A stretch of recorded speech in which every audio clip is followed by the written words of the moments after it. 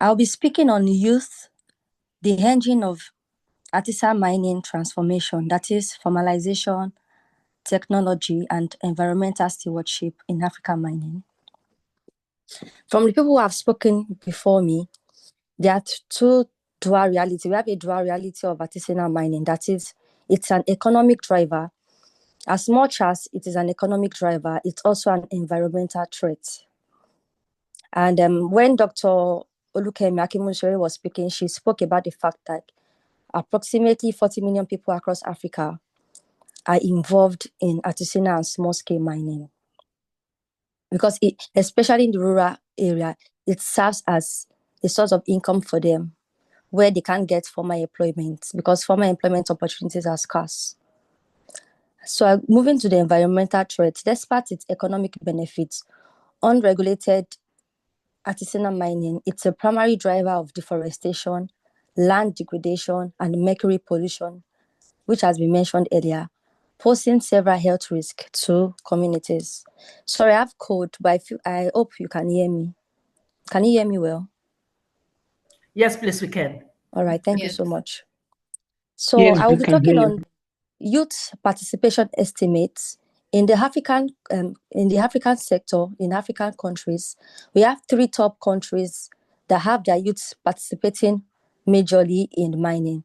That is the Republican of Congo, Ghana, and Tanzania. In Congo, we have 60 to 70% of youth actively involved in artisanal mining, ASM. In Ghana, we have up to 60%. In Tanzania, we have 50 to 60%.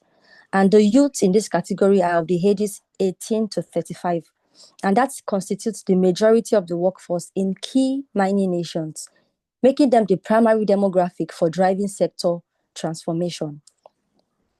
So moving on now to the economic necessity, the push and the pull factors. Why do youth engage in ASM? A lot of the youth do not have a choice based on the high unemployment rates in rural areas. That's why most of them are forced into crude mining for quick income. A speaker mentioned before, like a lot of them are not paid the wages worth because they do not have a choice. They need to find what to eat. And then they're just paid little cash, little money when they could have gotten more. And then the third reason why they engage is vulnerability. Without regulation, young miners are often exploited by middlemen and exposed to hazardous conditions. Now, from informal to formal, that is the cooperative model. How can we make this a bit better for youth that are involved in mining? Right now, someone mentioned when she was speaking, she said, right now, youth are forming registered cooperatives to gain collective bargaining power and protect themselves from exploitation. And I feel it should be encouraged more. In each country, there should be an organization in charge of that, where youths that are involved or are interested in mining, they have an organization that is backing them up. Then a legal status.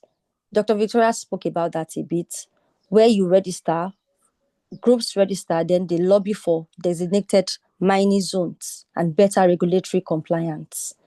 Also, for market access, organized groups can access formal supply chains, ensuring fair prices and traceability for their minerals. If there's an organization that has legal backing, you know, okay, if you mine for this so hour, this is your wages.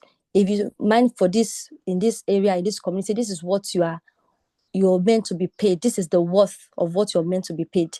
Then youth will no longer be exploited, and then they will be more interested in involving themselves in artisanal mining. And then I will be talking also about the digital innovation and safety. As we all know, youths in their 18th, between the age group of 18 to 35, they are the major people involved in artisanal mining, and we should encourage them by diving into digital innovation. The youth demographic is uniquely positioned to modernize the mining sector through technology. We can start the use of adoption of digital payments to improve financial inclusion and reduce the risk associated with cash handling. From research, we've even seen when people come to mine these youth and then they pay them the penny, as opposed to what they are meant to be paid originally, they end up being robbed even before they leave that area, the community.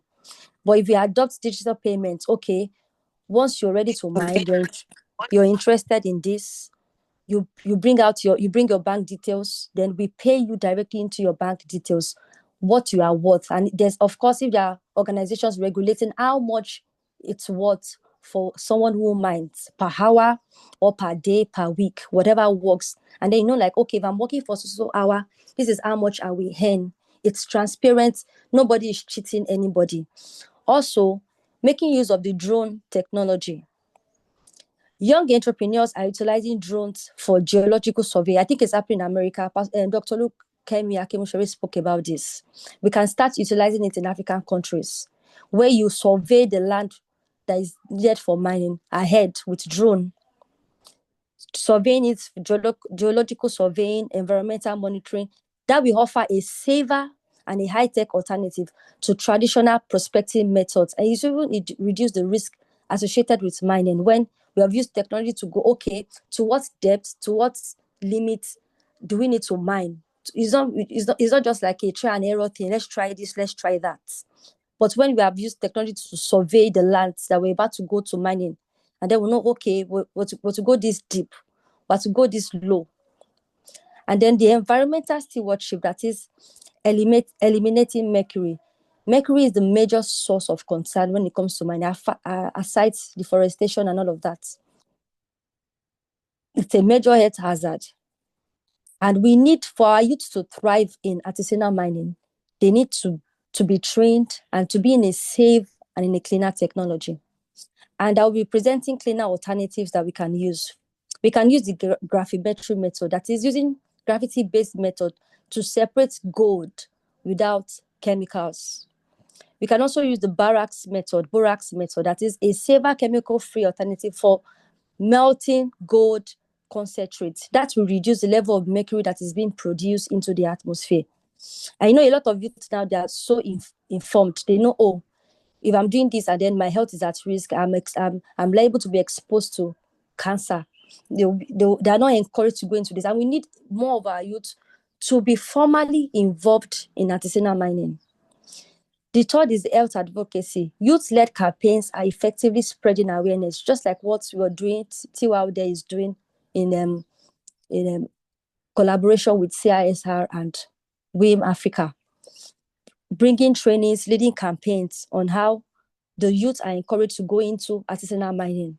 And we're encouraging them to bring their technological ways into this, their technical know-how, their skills, their exposure to help us to mine in a safer zone and a safe environment. Then how can we restore the health? Based on the previous mining in the past and still ongoing, some communities are still really, really, really in Africa, really, really, really into the crude method of mining. They are yet to upscale. So how can we restore the land that has been destroyed? That is land reclamation. That is reforestation. When we have youth environmental brigades replanting trees to restore vegetative cover, it will be like, okay, for everybody that is done in this community, these are the number of trees that must be planted. There should be laws that govern that. Soil stabilization, filling abandoned pits and stabilizing soil for future agricultural use. Also, agromining to linking post-mining land use to food security and climate resilience. Most times after mining, most of those lands are left fallow like that. We could make use of those lands, make them available for agromining. The vision for the future, in conclusion, we are transforming the identity of the young miner from a desperate laborer into a responsible entrepreneur and environmental steward. As much as everybody wants to mine, most youth want to mine just to get a source of income. We're trying to change their mindset, not just being someone that has to just mine anyway, anyhow, just to get money and then be paid low compared to what they are worth. We're trying to transform the youth, the young miner, from a desperate laborer into a responsible entrepreneur, know that they can make much money from going into mining and then being an environmental steward.